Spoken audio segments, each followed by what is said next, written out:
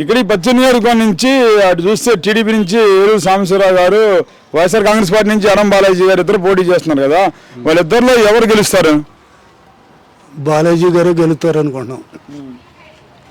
అంత నమ్మకం ఎట్లా వచ్చింది బాలాజీ గారు గెలవడానికి? మీకు అంత నమ్మకం? నమ్మకం అంటే కత్తి మారిందని, జగన్ చేసిన పనులు, ఆ పనుల వల్ల మారినాయి. మరి ఇక్కడ ఇప్పుడు 2 సార్లుగా గెలుస్తున్నాడు కదా ఏలూరు సాంబశివరావు ఎమ్మెల్యే, ఈసారి 3వ సారి కూడా గెలుస్తామేమో అంటున్నాడు. అనుకుంటారు, ఎవరికి వాళ్ళు అనుకుంటారు, అనుకుంటారు అది అనుకుంటారు. ఇప్పుడు ఫస్ట్ గెలిచినప్పుడు కత్తి పనులు చేసాడు, ఇప్పుడు ఏం చేసాడు? ఏం చేయలేదుగా. వాళ్ళు కరోటాలో ఇటు వచ్చాడా మీకు వెళ్ళి? మేము చూడాల, గెలిచినాక మళ్ళీ చూడాల, గెలిచినా అందరికి కనపడలేదు.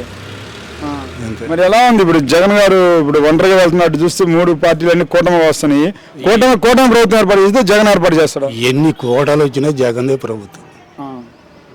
అంతగా నమ్మకంగా ఎట్లా చెప్తాను? గట్టిగా చెబుతాం. అది గట్టిగా చెప్పడానికి తొక్కేస్తాను జగన్ ఈసారి రాని పవన్ కళ్యాణ్ అంటున్నాడు కదా. పవన్ కళ్యాణ్ వాడి సీటు వాడిని ఆడమను, వాడి సీటు వాడి ఆడమను, జగన్ ఏం దొక్కుతాడు? పవన్ కళ్యాణ్.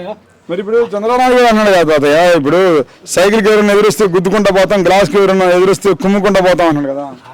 ఇప్పుడు ఆడ టిప్పర్ డ్రైవర్కి ఇస్తే టిప్పర్ డ్రైవర్కి ఇచ్చాడు, ఏలు ముద్ర గాడికి అన్నాడు.